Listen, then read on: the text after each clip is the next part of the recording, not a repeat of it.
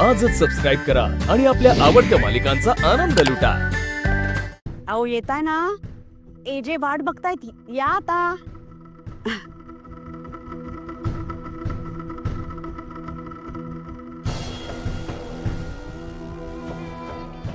लीलाचे बाबा, लीला इथे आली ना, ती ठीक आहे ना?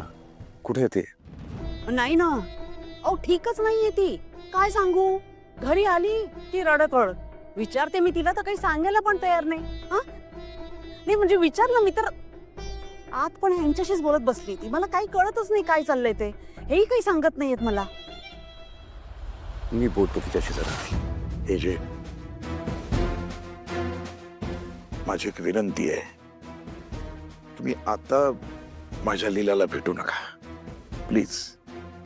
अहो काय?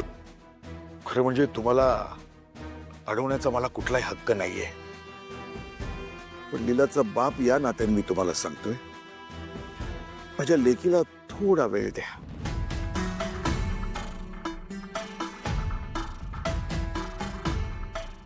काय चाललंय तुमचं? काय करताय तुम्ही? कालिंदी, तू ह्यामध्ये पडू नकोस. अहो पण कालिंदी, तुला काय सांगितलं? तू ह्यामध्ये पडू नकोस. एजे, मला तुम्हाला दुखवायचं नाहीये, पण माझ्या म्हणण्याचा उद्देश तुम्ही लक्षात घ्याल अशी आशा आहे मला.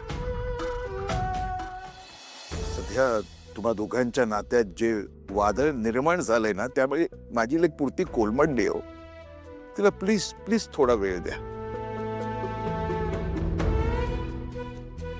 माफ करा लीलाचे बाबा, हे सगळं माझ्यामुळे. नाही नाही एजे, यात तुमचा काही दोष नाहीये.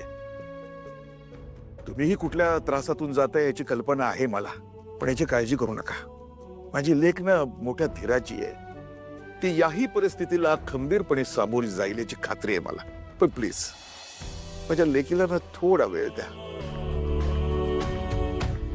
तिचं मन मोकळं झालं ना की ती पुन्हा परत नक्की घरी येईल. प्लीज.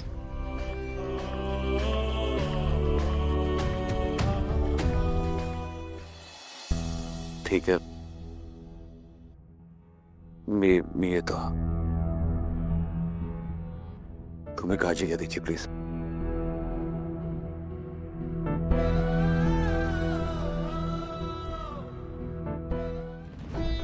अहो ते काय म्हणत होता तुम्ही? काय आई? अहो काय म्हणते मी?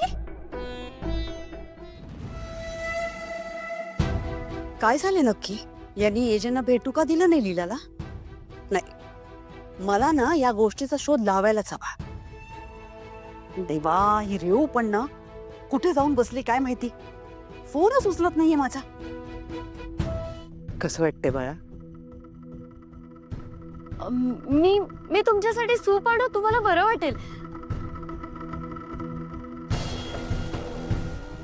अंतरा, अशक्तपणा वाटतं का बाळा?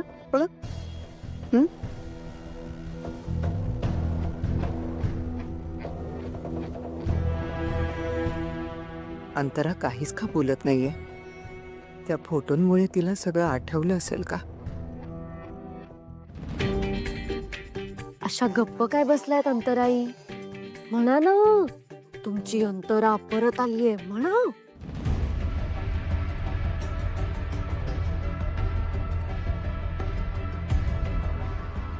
अंतरा बाळा, तू काहीच का बोलत नाहीस? सॉरी, पण मला थोडा वेळ एकटं सोडा. हो, असं कसं एकटं सोडा? मला कोणाशी काहीच बोलायचं नाहीये. माझ्या मनात असंख्य प्रश्न आहेत, पण ते फक्त आणि फक्त मिस्टर अभिराम जहागीरदारांनाच मी विचारू शकते.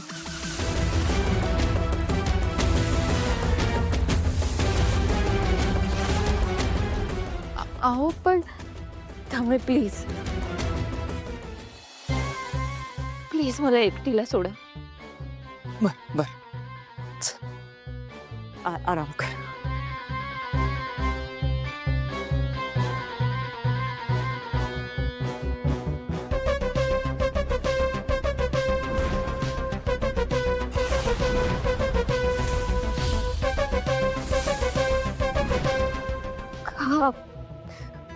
का सतत तेच तेच दृश्य माझ्या डोळ्यासमोर येत आहे.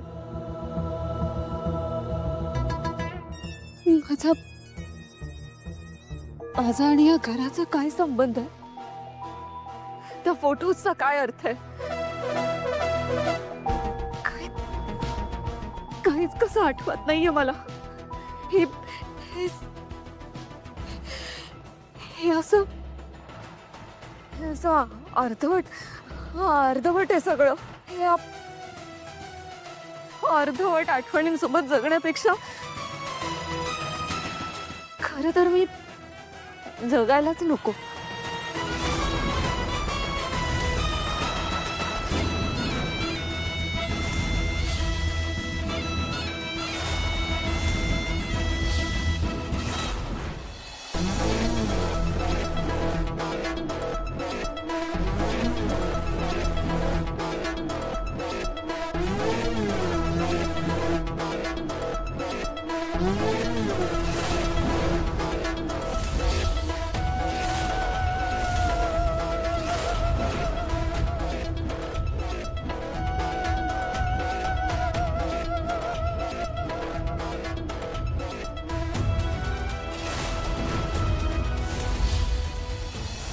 लताताई, डॉक्टर म्हणत होते की अंतराताईंना ज्यांनी हॉस्पिटलमध्ये भरती केलं त्यांच्याशी जर आपल्याला बोलता आलं तर खूप बरं होईल.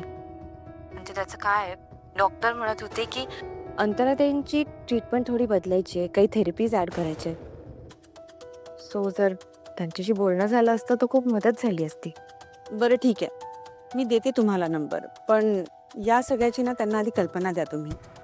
कारण की ना त्यांनी मला खूप विनंती केली होती की त्यांचं नाव न रिव्हील होण्याची, पण तरी मी तुम्हाला देते. नाही, तुम्ही काही काळजी करू नका. मी तुमच्या किंवा आश्रमाच्या नावाला धक्का लागेल असं काहीच करणार नाही. मी त्यांच्याशी बोलते आणि लताताई, मला पूर्ण जाणीव आहे की तुम्ही माझ्यासाठी आणि अंतराताईंसाठी आउट ऑफ द वे जाऊन त्यांचा नंबर देताय. Thank you so much.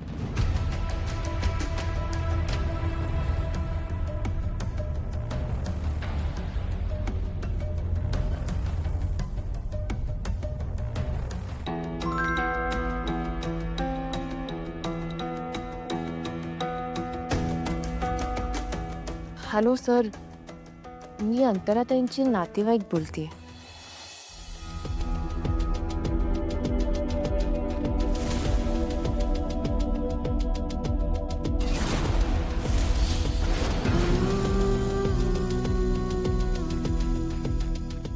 नक्की काय झालं असेल?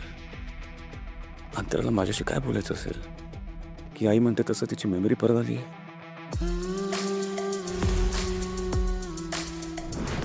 जे माझी एक विनंती आहे, तुम्ही आता माझ्या लीलाला भेटू नका प्लीज.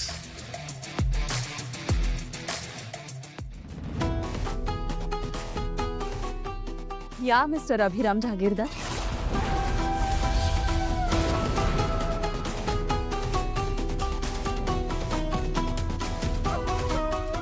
हा सगळा काय प्रकार आहे?